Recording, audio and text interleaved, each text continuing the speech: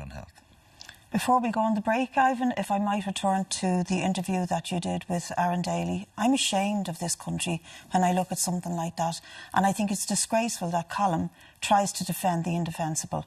The man said there are 103 children with scoliosis on active waiting lists and 40 with increasing complications. What sort of an economy do we live in that every day the Taoiseach or one of his spokespersons can get up in the Dáil and say the economy's doing great, we've nearly full employment? Is that a measure of our society, that we've nearly full employment and the economy is doing great and it's the fastest growing economy in Europe when there are 40 children in that crying agony?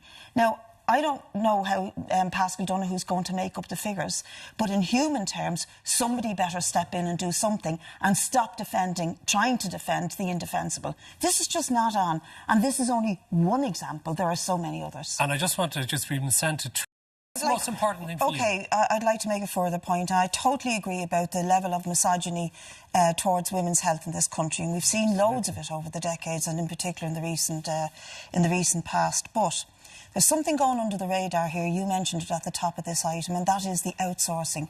And at the heart of what happened to these women, particularly the 221 whose false negatives have led them to be ill or not alive anymore, lies the question of the outsourcing. And it's not just about the responsibility of what a manager didn't take responsibility with the other head and this manager and the other, the system of management within it, which is really pass the buck and cover an ass, as Dr. Scally said to us yesterday.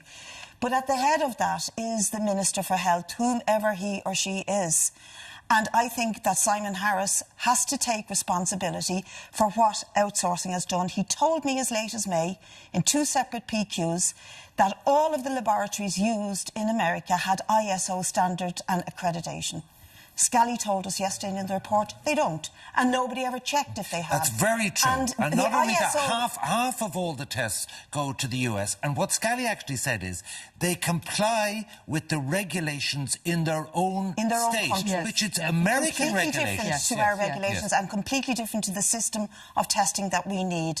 And my smear, Roisin's smear, women out there, their smears could have been sent to the military base in San Antonio for testing by part-time workers who work at other stuff. And read this in the report. They do other jobs in the military base and they come in and out of the lab to look at the testing. The term used yesterday was moonlighting. Yeah. They went to Honolulu, they went to Orlando. They were scattered all over the place by CPL. And now CPL's subsidiary, MedLab, is getting the contract to be outsourced again, as is... and when I asked Dr. Scally yesterday, have you confidence in the system of outsourcing, he was left with the answer, we don't have the capacity in the system, almost like we've no choice. And we don't have the capacity in the system because we withdrew the capacity from the system.